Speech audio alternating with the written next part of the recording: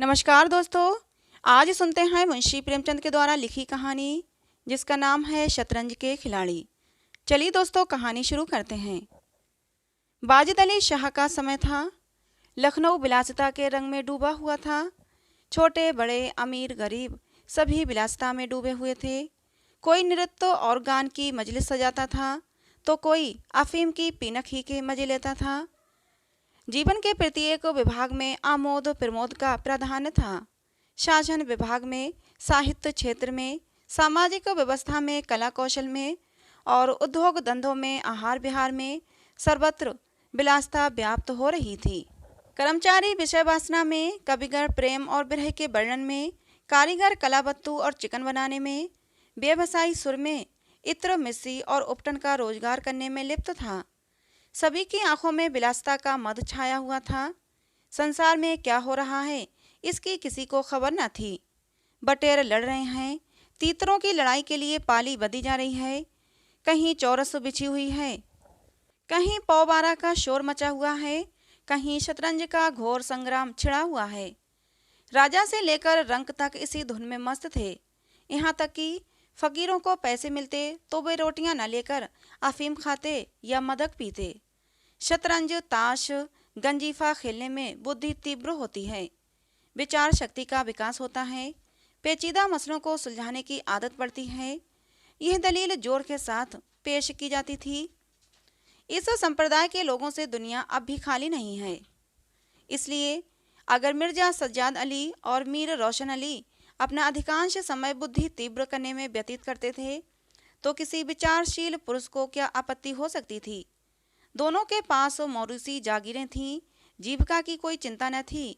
घर बैठे चखोतियाँ करते, आखिर और करते ही क्या।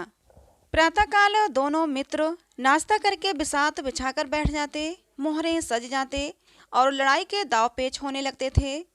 फिर खबर न होती थी कि कब दोपहर हुई, कब तीसरा पहर और कब शाम हो गई। घर के भीतर से बार बार बुलावा आता था, खाना तैयार है। यहाँ से जवाब मिलता, चलो आते हैं, दस्तरखान बिछाओ।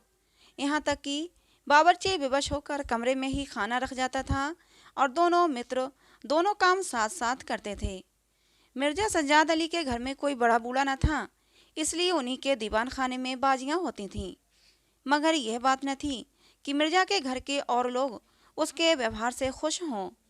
घरवाली का तो कहना ही क्या, मोहल्ले वाले, घर के नौकर चाकर तक नित्य दोषपूर्ण टिप्पणियां क्या करते थे। बड़ा मनहूस खेल है, घर को तबाह कर देता है। खुदा न करे किसी को इसकी चोट पड़े।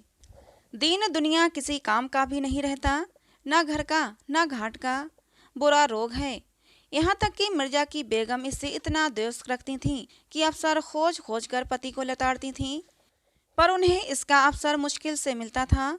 वह सोचती रहती थीं, तब तक उधर बाजी बिछ जाती थी और रात को जब सो जाती थीं तब कहीं मिर्जा भी भीतर आते थे। हाँ, नौकरों पर वो अपना गुस्सा उतारती रहती थीं। क्या पान मांगे हैं, कह दो आकर ले जाएं। खाने की भी फुर्सत नहीं है, ले जाकर खाना सिर पर पटक दो, खाएं चाहें कुत्तों को खिलावें। पर रूबरू वो कुछ ना कह सकती थीं। उनको अपने पति से उतना मलाल न था जितना मीर साहब से। उन्होंने उसका नाम मीर बिगाड़ू रख छोड़ा था। शायद मिर्जा जी अपनी सफाई देने के लिए सारा इल्जाम मीर साहब के ही सिर थोप देते हों। एक दिन बेगम साहिबा के सिर में दर्द होने लगा। उन्होंने लौंडी से कहा कि मिर्जा साहब को बुला लो, किसी हकीम के यहाँ से दवा लाएं, दौड़ जल्दी कर। लौंडी गई तो मिर्जा ने कहा, चल अभी आते हैं। बेगम का मिजाज गर्म था। इतनी ताव कहाँ कि उनके सिर में दर्द हो और पति शतरंज खेलता रहे। चेहरा सुर्ख हो गया। लौंडी से कहा, जाकर कहे अभी चलिए, नहीं तो वो आप ही हकीम के यहाँ चली जाएंगी। मिर्जा जी बड़ी दिलचस्प बाजी खेल रहे थे। 2 ही किस्तों में मीर साहब की मात हुई जाती थी। झुंझलाकर बोले, क्या ऐसा दम लबों पर है, जरा सब्र नहीं होता। मीर, अरे तो जाकर सुन ही आइए ना, औरतें नाजुक मिजाज होती हैं। मिर्जा बोले, हाँ चला क्यों ना जाऊं, 2 किस्तों में आपको मात होती है। मीर, जनाब इस भरोसे में न रहिएगा। वह चाल सोची है कि आपके मोहरे धरे रह जाएं और मात हो जाए, पर जाइए सुनाइए, क्यों खामखा उनका दिल दुखाइएगा। मिर्जा, मिर्जा बोले, इसी बात पर मात ही करके जाऊंगा। मीर, मैं खेलूंगा ही नहीं, आप जाकर सुन आइए। मिर्जा, अरे यार, जाना ही पड़ेगा हकीम के यहाँ। सिर दर्द खाक नहीं है, मुझे परेशान करने का बहाना है। मीर, कुछ भी हो, उनकी खातिर तो करनी ही पड़ेगी। मिर्जा, अच्छा एक चाल और चल लूँ। मीर, हरगिज नहीं, जब तक आप सुनना आवेंगे मैं मोहरे में हाथ न लगाऊंगा। मिर्जा साहब मजबूर होकर अंदर गए तो बेगम साहिबा ने त्योरियां बदलकर लेकिन कराते हुए कहा, तुम्हें निगोड़ी शतरंज इतनी प्यारी है और चाहे कोई मर ही जाए पर उठने का नाम नहीं लेते। नौज कोई तुम जैसा आदमी हो। मिर्जा, क्या कहूँ, मीर साहब मानते ही न थे, बड़ी मुश्किल से पीछा छुड़ाकर आया हूँ। बेगम, क्या जैसे वो खुद निखट्टू हैं वैसे ही वो हमको समझते हैं? उनके भी बाल बच्चे हैं या सबका सफाया कर डाला है? मिर्जा, बड़ा लती आदमी है, जब आ जाता है तब मजबूर होकर खेलना पड़ता है। बेगम, तो दुत्कार क्यों नहीं देते? मिर्जा, बराबर का आदमी है, उम्र में दर्जे में मुझसे 2 अंगुल ऊंचे, मुलाहिजा करना ही पड़ता है। बेगम बोली, तो मैं ही दुत्कार देती हूँ, नाराज हो जाएंगे तो हो जाएं, कौन किसी की रोटियां चला देते हैं। रानी रूठेगी, अपना सुहाग लेगी। हिरिया, बाहर से शतरंज उठा ला। मीर साहब से कहना, मियाँ अब न खेलेंगे, आप तशरीफ ले जाइए। मिर्जा, हाँ हाँ, कहीं ऐसा गजब भी न करना, जलील करना चाहती हो क्या? ठहर हिरिया, कहाँ जाती है? बेगम, जाने को नहीं देते, मेरे ही खून पिए जो उसे रोके। अच्छा, उसे रोका, मुझे रोको तो जानूं। ये कहकर बेगम साहिबा झल्लाई हुई दीवान खाने की तरफ चलीं। मिर्जा बेचारे का रंग उड़ गया। बीबी की मिन्नतें करने लगे, खुदा के लिए तुम्हें हजरत हुसैन की कसम है, मेरी ही मैयत देखो जो उधर जाओ। लेकिन बेगम ने एक न मानी, दीवान खाने के द्वार तक चली गई, पर एकाएक पर पुरुष के सामने जाते हुए पांव बंध गए। भीतर झांका, संयोग से कमरा खाली था। मीर साहब ने 2 मोहरे इधर उधर कर दिए थे और अपनी सफाई बताने के लिए बाहर टहल रहे थे। फिर क्या था, बेगम ने अंदर पहुंचकर बाजी उलट दी। मोहरे कुछ तख्त के नीचे फेंक दिए, कुछ बाहर, और किवाड़ अंदर से बंद करके कुंडी लगा दी। मीर साहब दरवाजे पर तो थे ही, मोहरे बाहर फेंके जाते देखे, चूड़ियों की झनक भी कानों में पड़ी। फिर दरवाजा बंद हुआ तो समझ गए बेगम बिगड़ गईं और घर की रहली। मिर्जा ने कहा, तुमने गजब किया। बेगम, अब मीर साहब इधर आए तो खड़े खड़े निकलवा दूंगी। इतनी लौ खुदा से लगाते तो क्या ऐसे गरीब होते? आप तो शतरंज खेलो और मैं यहाँ चूल्हे चक्की की फिक्र में सिर खपाऊं। बोलो, जाते हो हकीम के यहाँ कि अब भी तामुल है? मिर्जा घर से निकले तो हकीम के घर जाने के बदले मीर साहब के घर पहुँचे और सारा वृतांत कहा। मीर साहब बोले, मैंने तो जब मोहरे बाहर आते देखे तभी ताड़ गया था और फौरन भागा। बड़ी गुस्सेवर मालूम होती हैं, मगर आपने उन्हें यूं सिर पर चढ़ा रखा है, यह मुनासिब नहीं। उन्हें इससे क्या मतलब कि आप बाहर क्या करते हैं? घर का इंतजाम करना उनका काम है, दूसरी बातों से उन्हें क्या सरोकार। मिर्जा बोले, खैर ये तो बताइए, अब कहाँ जमा होगा? मीर, इसका क्या गम, इतना बड़ा घर पड़ा है, बस यहीं जम जाते हैं। मिर्जा, लेकिन अब बेगम साहिबा को कैसे मनाऊंगा? जब घर पर बैठा रहता था तब तो वो इतना बिगड़ती थी, यहाँ बैठक होगी तो शायद जिंदा न छोड़ेगी। मीर, अजी बकने भी दीजिए, 2-4 रोज में आप ही ठीक हो जाएंगी। हाँ, आप इतना कीजिए कि आज से जरा तन जाइए। मीर साहब की बेगम किसी अज्ञात कारण से उनका घर से दूर रहना ही उपयुक्त समझती थी, इसलिए वो उनके शतरंज प्रेम की कभी आलोचना न करती, बल्कि कभी कभी मीर साहब को देर हो जाती तो याद दिला देती थी। इन कारणों से मीर साहब को भ्रम हो गया था कि मेरी स्त्री अत्यंत विनयशील और गंभीर है। लेकिन जब दीवान खाने में बिसात बिछने लगी और मीर साहब दिन भर घर में रहने लगे तो उन्हें बड़ा कष्ट होने लगा। उनकी स्वाधीनता में बाधा पड़ गई। दिन भर दरवाजे पर झांकने को भी तरस जाती। उधर नौकरों में कानाफूसी होने लगी। अब तक दिन भर पड़े पड़े मक्खियाँ मारा करते थे। घर में चाहे कोई आवे चाहे कोई जाए, इनसे कुछ मतलब न था। 8 पहर की धौस हो गई कभी पान लाने का हुक्म होता, कभी मिठाई लाने का, और हुक्का तो किसी प्रेमी के हृदय की भांति नित्य जलता ही रहता था। वे बेगम साहब से जा जाकर कहते, हुजूर, मियाँ की शतरंज तो हमारे जी का जंजाल हो गई। दिन भर दौड़ते दौड़ते पैरों में छाले पड़ गए। यह भी कोई खेल है कि सुबह को बैठे तो शाम को ही उठें। घड़ी आध घड़ी दिल बहलाव के लिए खेल लेना बहुत है। खैर, हमें तो कोई शिकायत नहीं, हुजूर के गुलाम हुए, जो हुक्म होगा बजा ही लावेंगे। मगर ये खेल मनहूस है, इसे खेलने वाला कभी पनपता नहीं। घर पर कोई ना कोई आफत जरूर आती है।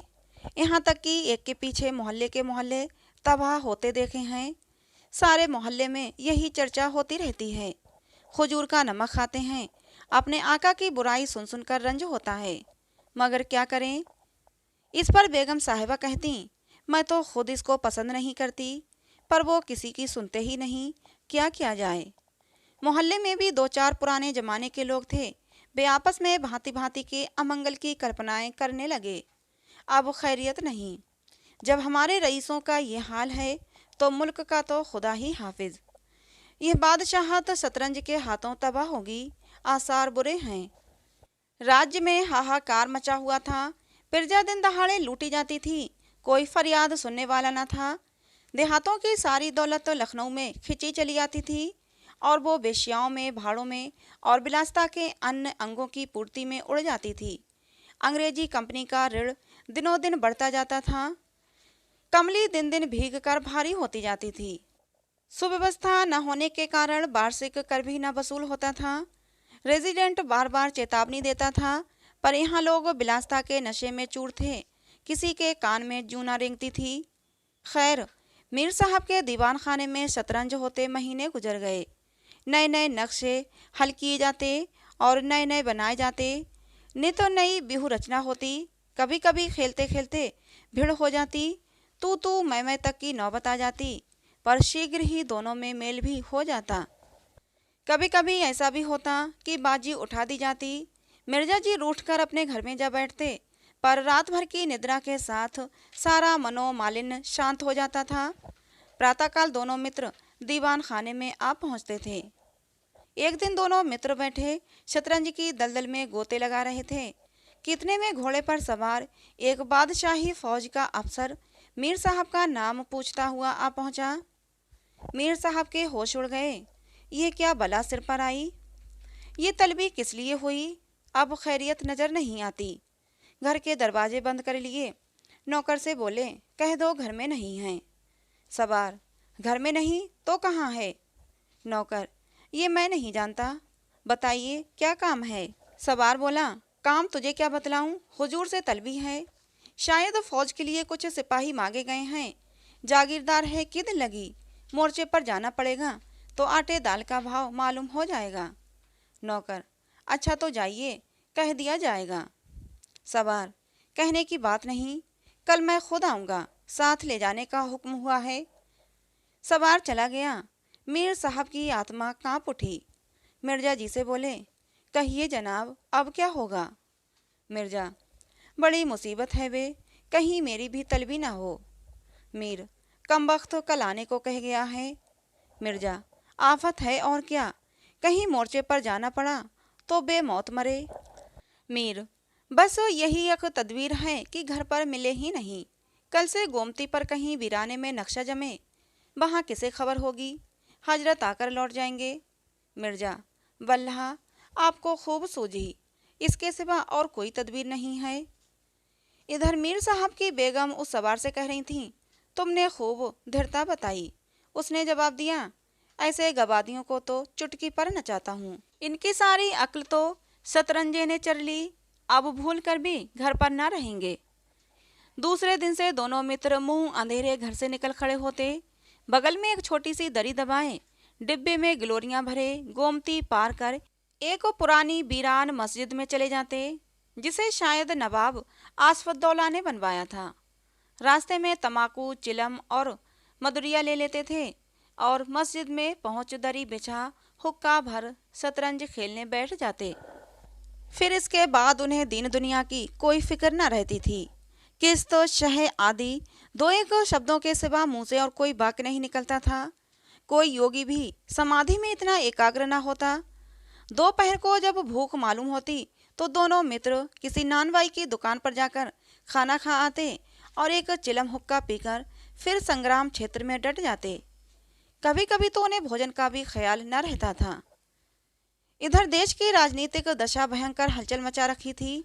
लोग बाल बच्चों को ले लेकर देहातों में भाग रहे थे, पर हमारे दोनों खिलाड़ियों को इसकी जरा भी फिक्र न थी। वे घर से आते तो गलियों में होकर, डर था कि कहीं किसी बादशाही मुलाजिम की निगाह न पड़ जाए, नहीं तो बेगार में पकड़े जाएं। हजारों रुपये सालाना की जागीर मुफ्त में ही हजम करना चाहते थे। एक दिन दोनों मित्र मस्जिद के खंडर में बैठे हुए शतरंज खेल रहे थे। मिर्जा की बाजी कुछ कमजोर थी। मीर साहब को किस्त पर किस्त दे रहे थे। इतने में कंपनी के सैनिक आते हुए दिखाई दिए।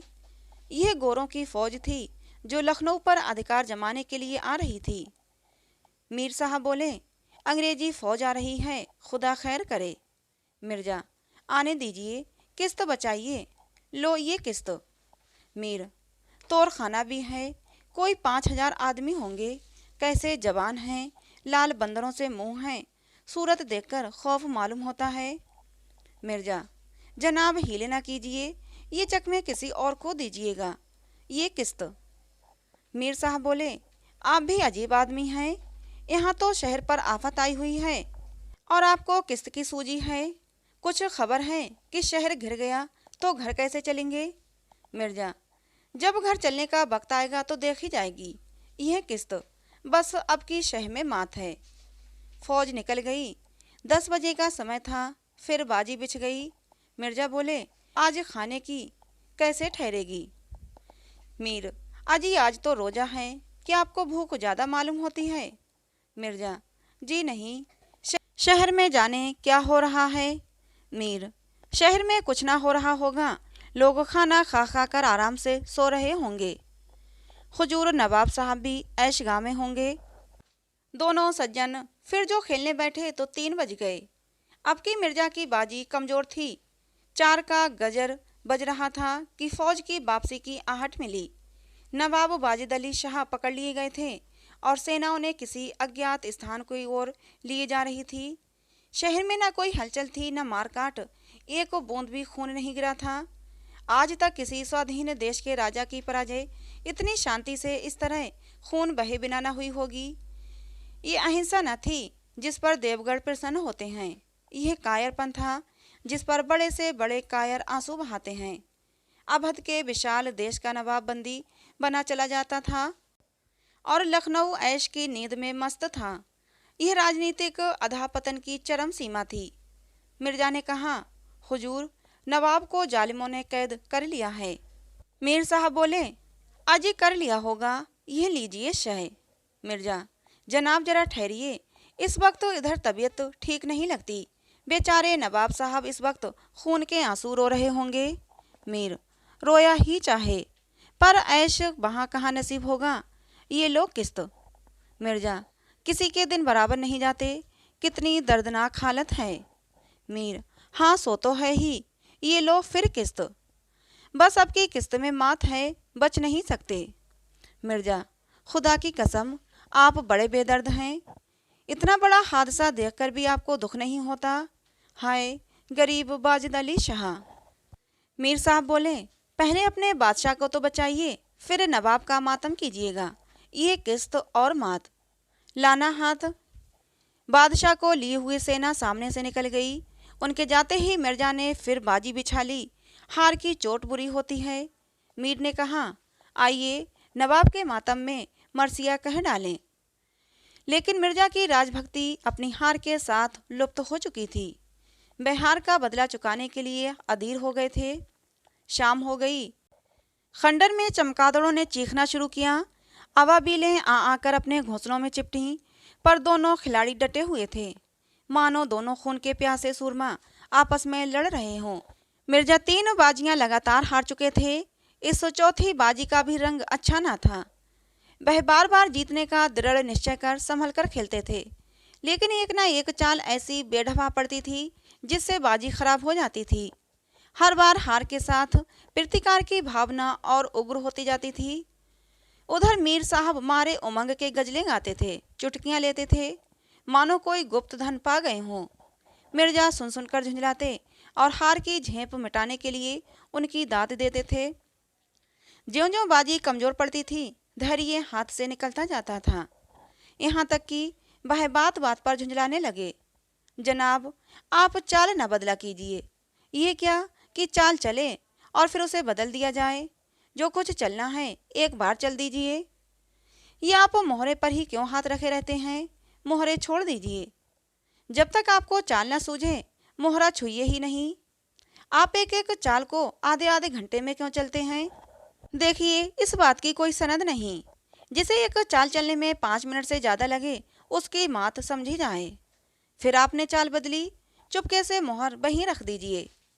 मीर साहब की फर्जी पिटता था, बोले, मैंने चाल चली ही कब थी? मिर्जा, आप चाल चल चुके हैं, मोहरा वहीं रख दीजिए, उसी घर में। मीर, उसमें क्यों रखूं? हाथ से मोहरा छोड़ा कब था? मिर्जा, मोहरा आप कयामत तक न छोड़े तो क्या चाल ही न होगी? फर्जी पिटते देखा तो धांधली करने लगे। मीर, धांधली आप करते हैं। हार जीत तो तकदीर से होती है, धांधली करने से कोई नहीं जीतता। मिर्जा, तो इस बाजी में आपकी मात हो गई। मीर, मुझे क्यों मात होने लगी? मिर्जा, तो आप मोहरा उसी घर में रख दीजिए जहाँ पहले रखा था। मीर, वहाँ क्यों रखूं? नहीं रखता। मिर्जा, क्यों ना रखिएगा, आपको रखना होगा। तकरार बढ़ने लगी। दोनों अपनी अपनी टेक पर अड़े थे, ना ये दबता था और ना वो। अप्रासंगिक बातें होने लगी। मिर्जा बोले, किसी ने खानदान में शतरंज खेली होती तब तो इसके कायदे जानते। वो तो हमेशा घास छीला किए, आप शतरंज क्या खेलिएगा? रियासत और ही चीज है, जागीर मिल जाने से कोई रईस नहीं हो जाता। मीर, क्या घास आपके अब्बाजान छीलते होंगे? यहाँ तो पीढ़ियों से शतरंज खेलते चले आते हैं। मिर्जा, अजी जाइए भी। गाजीउद्दीन हैदर के यहाँ बावर्ची का काम करते करते उम्र गुजर गई, आज रईस बनने चले हैं। रईस बनना कोई दिल लगी नहीं। मीर, क्यों अपने बुजुर्गों के मुंह पर कालिख लगाते हो? वे बावर्ची का काम करते होंगे, यहाँ तो बादशाह के दस्तरखान पर खाना खाते चले आए हैं। मिर्जा, अरे चल चरकटे, बहुत बढ़कर बातें ना कर। मीर, जबान संभालिए वरना बुरा होगा। मैं ऐसी बातें सुनने का आदी नहीं। यहाँ तो किसी ने आंखें दिखाई कि उसकी आंखें निकाली हैं। है हौसला? मिर्जा, आप मेरा हौसला देखना चाहते हैं तो फिर आइए, आज 2-2 हाथ हो जाएं, इधर या फिर उधर। मीर, तो यहाँ तुमसे दबने वाला कौन है? दोनों दोस्तों ने कमर से तलवारें निकाल लीं। नवाबी जमाना था, सभी तलवार पेश कवच कटार वगैरह बांध के रखते थे। दोनों बिलासी थे पर कायर न थे। उनमें राजनीतिक भावों का आधा पतन हो गया था। बादशाह के लिए क्यों मरें, पर व्यक्तिगत वीरता का अभाव न था। दोनों ने पैतरे बदले, तलवारें चमकी, छपाछप की आवाजें आईं। दोनों जख्मी होकर गिरे। दोनों ने वहीं तड़प तड़प कर जाने दी। अपने बादशाह के लिए उनकी आंखों से एक बूंद आंसू न निकला। उन्होंने शतरंज के वजीर की रक्षा में प्राण दे दिए। अंधेरा हो चला था, बाजी बिछी हुई थी। दोनों बादशाह अपने अपने सिंहासन पर बैठे मानो इन वीरों की मृत्यु पर रो रहे थे। चारों तरफ सन्नाटा छाया हुआ था। खंडर की टूटी हुई मेहराबें, गिरी हुई दीवारें और धूल बिसूरती मीनारें इन लाशों को देखती और सिर धुनती थीं। तो दोस्तों, ये कहानी थी मुंशी प्रेमचंद की, जिसका नाम था शतरंज के खिलाड़ी। कहानी कैसी लगी ज़रूर बताना। जाते जाते कहानी को एक लाइक और चैनल को सब्सक्राइब जरूर करते जाना। मिलते हैं दोस्तों किसी अगली नई कहानी में।